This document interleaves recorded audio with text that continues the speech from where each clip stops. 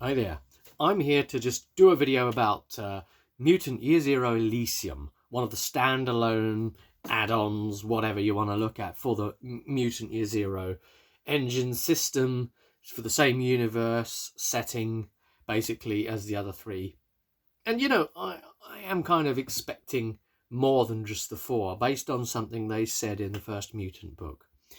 So Elysium, what is it? So the other ones have all told a different story from a different perspective within that setting. And this one's the same kind of thing. We had Gen Lab Alpha that told from the perspective of the animal mutants. We had Mutant itself, where you are the mutants revolving around their arc. We had Mechatron, where you're basically part of a robot city, and that whole thing. And then we've got Elysium. And, these where you are basically pure humans.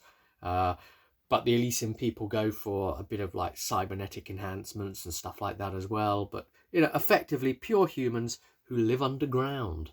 And that's what they did when the whole end times were approaching. And, they survived intact, basically, as real, actual humans, which is a hell of a thing that the players have, never got to play before.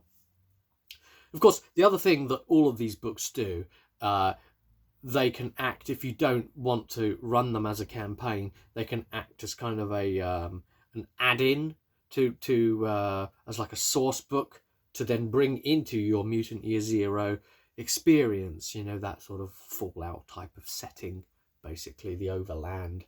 Because Mutant Year Zero is a hex crawl, and the other ones all have something different as well.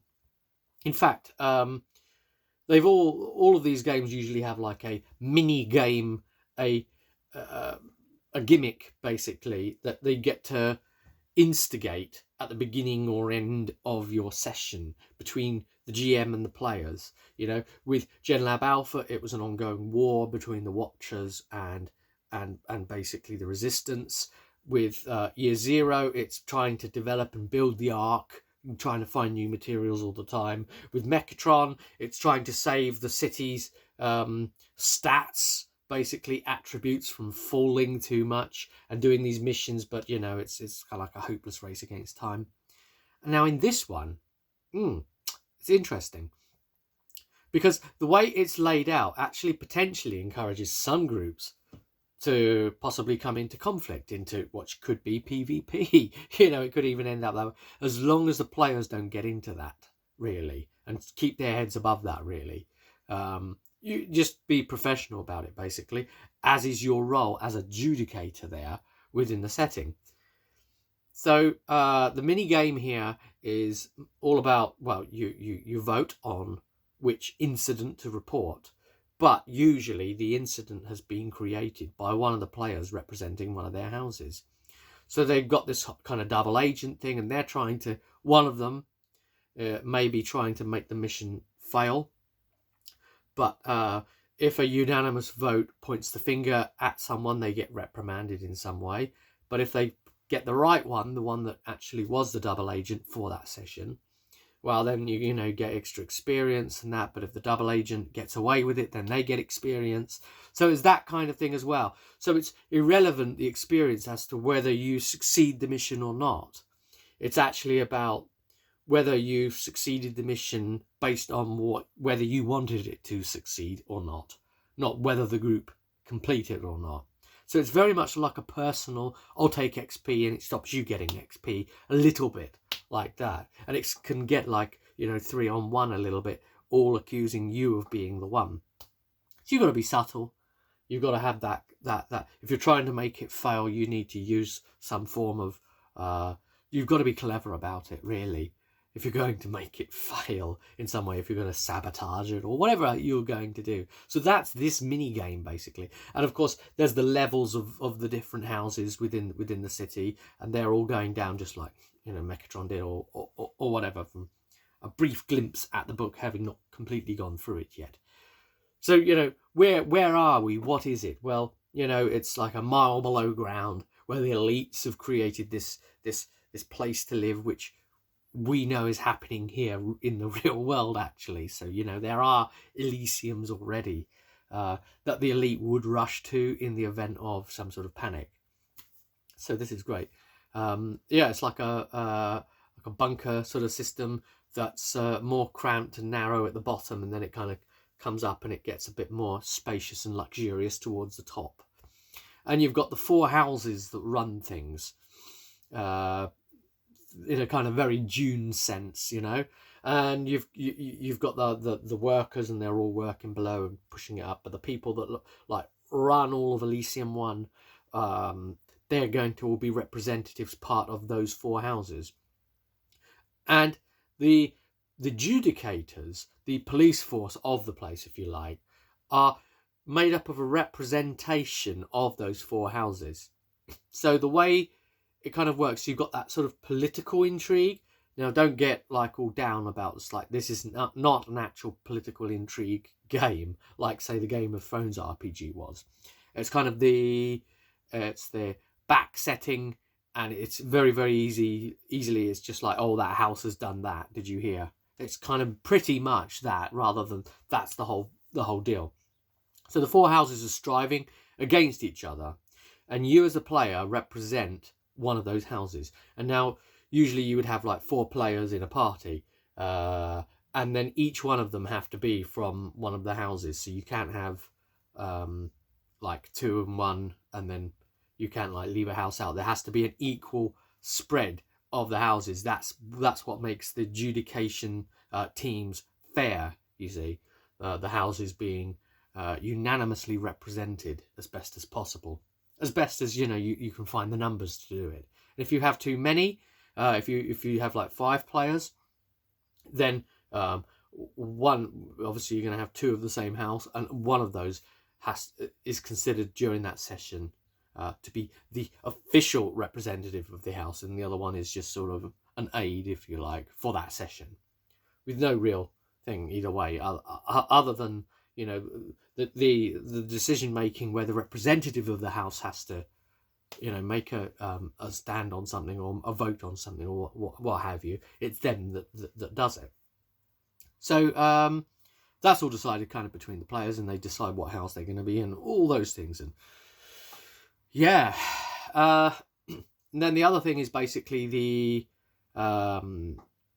incidents are created. Now, usually the incidents are created by one of the houses, because they're all vying for control. So it's this thing. The player's got this problem for the good of the enclave versus the good of the house. And if you're caught trying to put the good of the house first, then you'll be reprimanded and get in trouble, because you should always be striving for the enclave, yet everyone's working for their house. So it's, and all of the houses, none of them are without fault, and they will all create incidents that the teams will have to research and check into. So the players basically, they generate potential incidents that their house, as a representative of their house. So basically, it's not really actually the player doing it at that moment in time, but they also then get to play the higher up representative of their house that's choosing to, let's do this incident. So the player gets to do it for their house, and then